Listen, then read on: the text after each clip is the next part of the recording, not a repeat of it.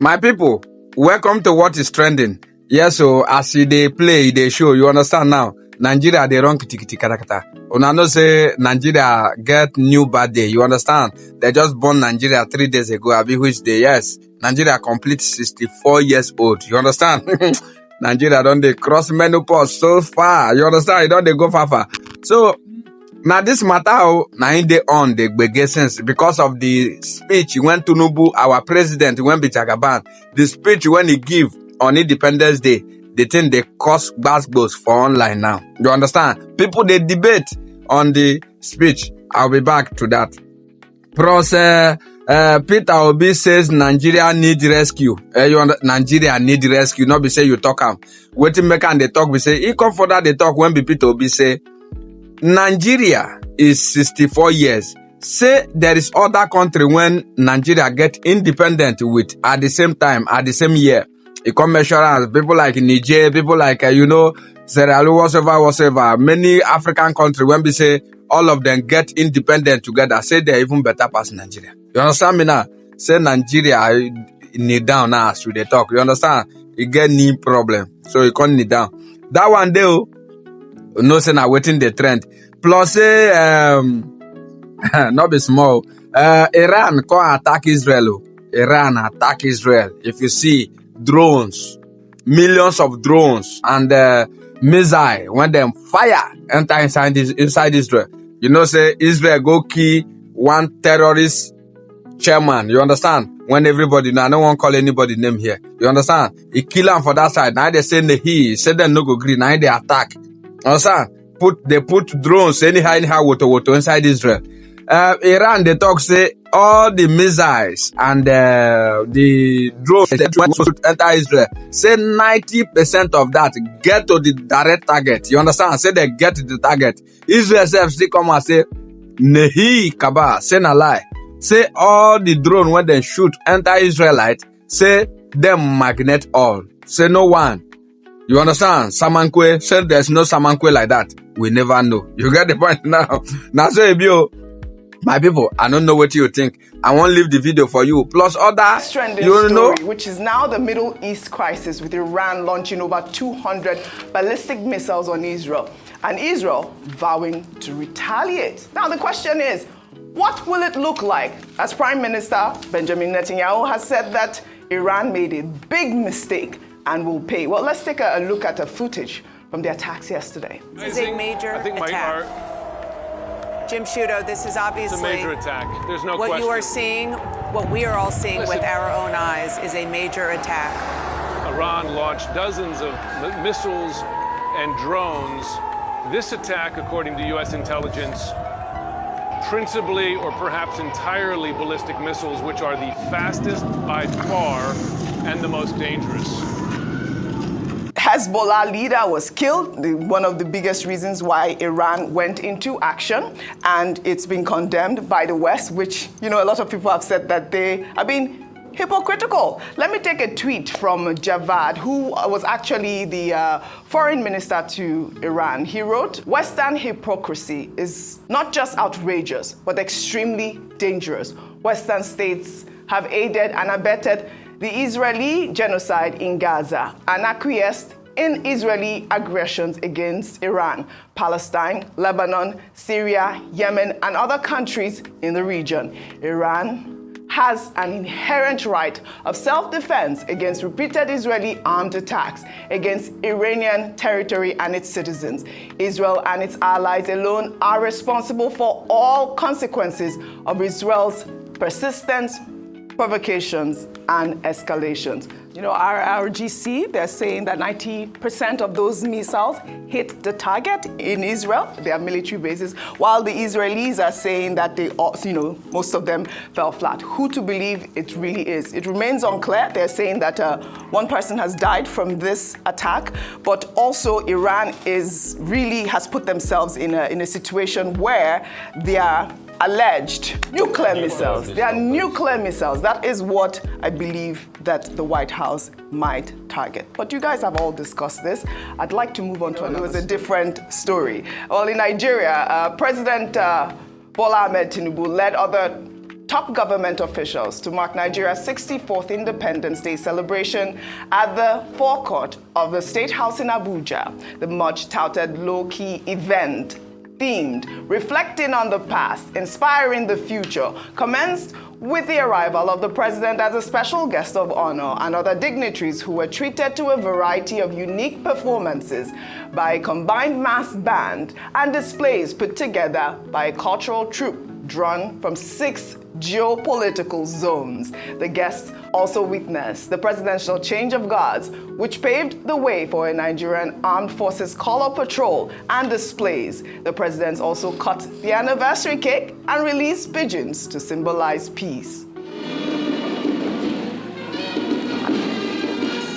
His Excellency, the President and Commander-in-Chief of the Armed Forces of the Federal Republic of Nigeria, President Bola Ahmed Tinubu. Well, all right. This was a great celebration yesterday. They said it was a low-key event, but a lot of Nigerians will disagree with that event, obviously. But, you know, there are so many reactions that have trailed this anniversary. Let me take this reaction from Peter Obi, who wrote, "When we compare ourselves to countries that gained independence around the same time before or after us, Nigeria stands out as a nation in decline, urgently in need of rescue from further decay. On this day, therefore, we must make a solemn commitment to build a nation that is truly independent from the state capture that has dragged it into failure and kept its people in suffering. We must celebrate a nation free from tribal disunity and religious disharmony. We must build a new and productive Nigeria that prioritizes the well-being of its citizens. That is the independence we should celebrate as a nation whose greatness remains possible." Let me take Atiku Abubakar's reaction. He wrote, "It is deeply regrettable that our current landscape reflects a troubling decline in electoral credibility, increasingly manipulated by those in power. Our political milieu has become corrosive. Opposition parties languish in weakness, while the ruling party appears to manipulate internal processes to render them ineffectual. Nigeria teeters on the brink of a one-party dictatorship, and it is incumbent upon all politicians and statesmen of integrity to rise and reclaim our democracy from the encroaching shadows of oppression. In closing, I make an impassioned appeal to political leaders across all party lines. Let us forge a formidable coalition, one that will provide Nigerians with a credible opposition capable of steering our beloved nation towards a promising future." 2 opposition leaders have reacted to the celebration. Before I take your comments, I'd like for us to tie in all these stories together. From yesterday's speech, President Bola Ahmed Tinubu, during his nationwide broadcast, appealed to Nigerians to endure with his administration, saying that he is aware of the struggles many Nigerians are facing with rising cost of living. The president also highlighted that our founding fathers chose democracy as a form of government which launched the dream of our great country. Exactly 64 years ago, our founding fathers chose democracy as a form of government and launched the dream of a great country that will lead the rest of Africa out of poverty, ignorance, and underdevelopment. A beacon of hope for the rest of Africa and the world. Over 6 decades later, we can look back and Nigerians worldwide can see how well we have succeeded in realizing the lofty dream of our founding fathers. All right. We say he's accurate in this respect, our founding fathers. Well, let's take one reaction that actually made the rounds. This was Nigeria's first prime minister. Sir Abubakar Tafawa Balewa led the Nigerian delegation to the 15th regular session of the United Nations General Assembly and made the country's maiden speech to the walled body on October 7th, 1960, just 1 week after Nigeria gained her independence and assumed the rights and responsibilities of a sovereign state.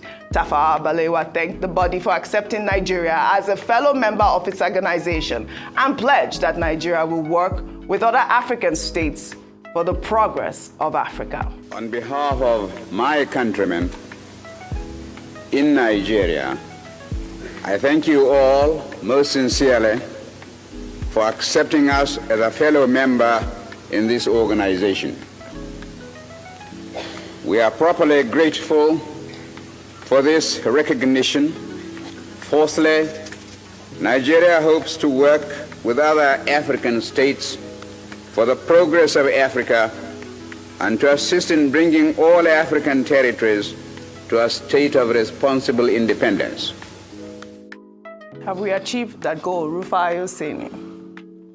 We've fared well in some instances, but we've not fared well. You see, despite all of the shenanigans we talk about, let's not forget the greatness of this country. I might come and condemn the leadership. It's the leadership I condemn. I've never been in doubt of the greatness of this country. This was the same Nigeria that stood tall for appetite. Against appetite, I should say. This was the same Nigeria that had the likes of Henry Edifo-Okwe, that was challenging the British might as minister in this country when appetite was raging. This was the same Nigeria that stood with Zimbabwe. We raised money for them. So in terms of creating that leadership of the African continent, we have. I mean, I've read many books on that. There's a new book out by Yemi Ogunbi that talks about interviews with world leaders, where he was talking about the respect Julius Nyerere had for Nigeria. The truth has to be said. We have stood tall. But over the years, there's also been a decline because of the leadership. Most of it are the military regime that, precipitated this great decline. Nigeria, from being a beacon of hope, now became a country that missed the Nations Cup because of, spat between Nigeria and South Africa because of the military regime. Nigeria now become a country that is so economically backward now that the CFR of those neighboring West African countries cannot, now is even better than the Naira. These were the same people that used to come and do menial jobs here because of the strength of the Naira. Nigeria has gone bad economically that to get food is now a problem. Where I just asked, how much is a bag of rice now? I hear it's dropped over 100,000 as we speak today. We have fared well in the past. We have shown leadership. And that's why we call on our leadership. And how do you provide leadership? You provide leadership by also having a viable opposition. But you see, people like Atiku Abubakar that are calling for a coalition, he has not answered many questions in the last election that a lot of people ask him. That's why some people will say Wike has a grouse. Despite the fact that he's doing it overboard, he has a grouse. When he was supposed to think of the greater interest, he was also thinking of his own interest. Okay. And that's why when you say a coalition, is it these ones that are fractures that are going to come together to have a coalition where the problem is everybody wants to be president? Right. Nobody wants to step down for one another. Right. So, and also showing that video, that was the golden voice of Africa. I'm talking about Tafawa Balewa. That was the man that when he died, there was little or no money in his bank accounts. Those ones served. Yeah. They were not there because they want to loot the resource of the nation. That was when Nigeria, a couple of years after, went ahead on a state visit to America, and you had the Vice President of America come and receive him in the airport, and there was a lot of enthusiasm about Nigeria then. That was when Nigeria was listed on the Times Magazine for a lot of the prospect this nation had. But guess what? We've had wars in between, the civil war, which ought not to have happened. Right. And a lot of things have crippled Nigeria. Today we're having agitations of division. But I'm never in doubt of the greatness of this country. But I beg our leaders, let this country breathe. Because you are the ones killing this country. Yeah, we've heard that several times. But also there were a lot of conversation surrounding President Bola Ahmed Tinubu's Independence Day speech yesterday, and the Cable Index actually, provided they did a breakdown. They did an amazing breakdown. If we can actually pull those, some of those key points. Actually, this is President Bola Ahmed Tinubu. These are some of the excerpts from his speech. He said, thanks to the reforms, our country attracted foreign direct investments worth more than 30 billion in the last year. 2, we inherited a reserve of over 33 billion in 6 months. 3, we have paid back the inherited forest backlog of $7 billion. 4, we have cleared the Ways and Means debt of over 30 trillion. And that's a conversation that I want us to actually touch on. 5, we have reduced the debt service ratio from 97% to 68%. 6, we have managed to keep our foreign reserve at $37 billion. 7, we have eliminated, I guess that's what they're trying to say. We have eliminated over 300 Boko Haram and bandit commanders in 1 year. But Dr. Abati, I heard you earlier comment, because I did send you the story and the comment from Victor, who is an attorney, and he talked about the fact that he handled the 30 trillion Ways and Means debt. Let me just pull up his tweet there. He wrote, how can President Tinubu come out to say that his government has cleared Ways and Means debt? I, Okpatola Victor, was the lawyer that handled the lawsuit against federal government, CBN, Debt Management Office, Ministry of Finance, and others, asking the court to declare the accumulated Ways and Means and scrutinization as illegal. So I know as a matter of fact that this government never for once cleared that debt. It only scrutinized that debt, and by so doing converted trillions of naira worth of federal government debt to Nigeria's debt. So the 30 trillion naira that President Tinubu mentioned in his Independence Day speech that it cleared was definitely a lie. It was an intentional technical language used to hoodwink Nigerians into believing that a 30 trillion naira debt was actually cleared. It definitely wasn't paid. You have commented on this, Dr. Abati. Ayo, quickly. All right, yes. Like you said, the Cable just dissected, fact-checked everything that he said. Yeah. A number of people have said, oh, because it's been securitized, it means that where before it wasn't securitized, now it's been structured. But the truth is that, like Mr. Okpatola said, it was a creative use of language to sound good. When you hear the president's speech on the surface of things, without going into the technical explanation of securitization or not securitization, it is the fact that people feel like when you hear that, oh, one debt has been cleared, we have been able to sort it out. But in principle, what he has just been done is that he has been restructured. But over the years, I think over 30 years, Nigeria will still have to pay. So what the breakdown for that is that the federal government owed, by printing Ways and Means, and then now the Nigerians will have to pay for this particular debt. Now, beyond that is the fact that there was criticism around how this was obtained. Was due process done? Did the National Assembly approve it? What was the money used for? We were not involved in that process, so why should we then be involved in the process of paying back? And this is why accountability is key. So just to mention that. Yes, Dr. Abati, over to you, quickly. Okay, yes, we've been on this subject before now. Yesterday, we commented broadly on the president's speech. And the revelation, which was something circulating on social media, was that there were aspects of that presidential statement that were not correct. Securitization that they talk about, Tilewa Adebajo has been on this program many times. He had pointed out that the way the federal government went about Ways and Means is a violation of the CBN Act, expressly, exceeding the threshold. And the Tinubu government, saying that they have cleared all the debts. Okay, what exactly did they clear? Is this securitization, which itself is problematic?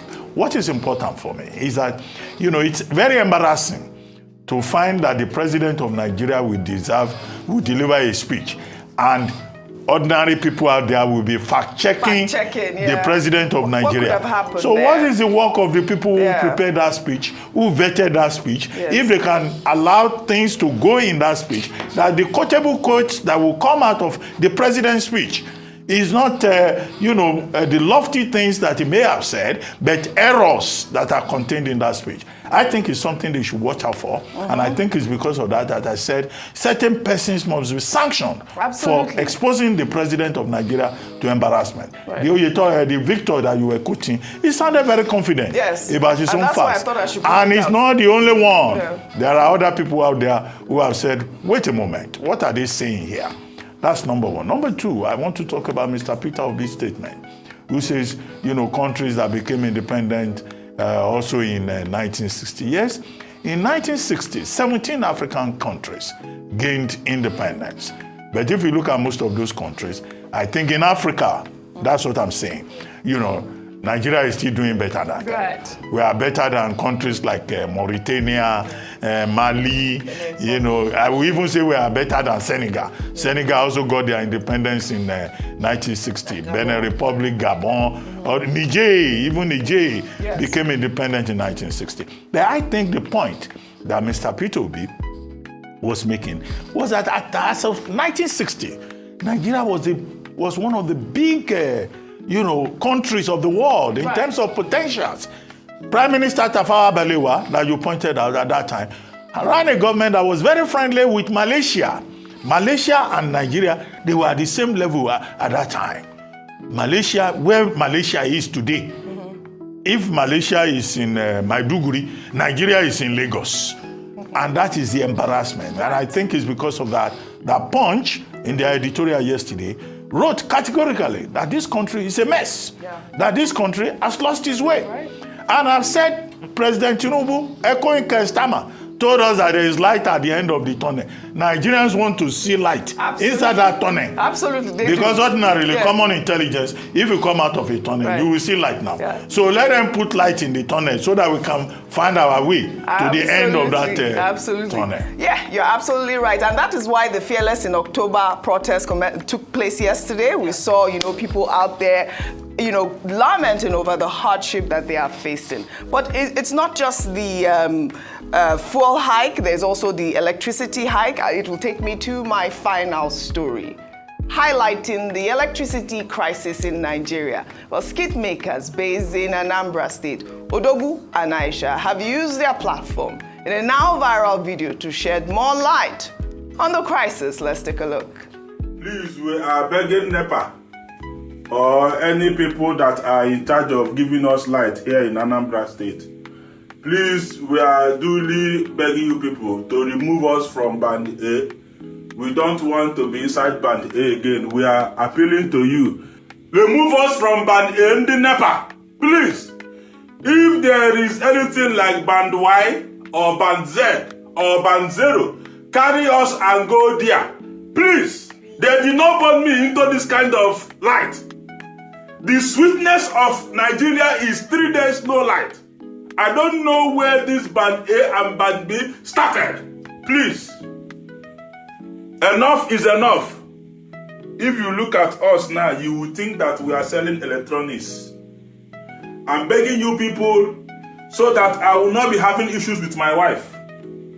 Because I have warned her, nothing like light again in this house. As funny as it sounds, it's not funny. You can see how they are sweating. Dr. Bati, we want this. Oh yeah, they are skit makers. It is the I'm sure some of us here will want to go to Band Y. Which band are you? What band are you? Band B. What band are you? The main joke of all of this is that this is the same country where the power minister came out some days ago saying over 40% of Nigerians have access to over 20 hours of power. No. Please remove us from Band A. That's what they've said. Access to 20 hours of power. Absolutely. So let them relocate us to Band Y, so that our wives will be fine at night. Well, I'd like to thank you all, as always, for your great analysis on what's trending. Well, all right. Well, that's all I have for you guys on What's Trending today.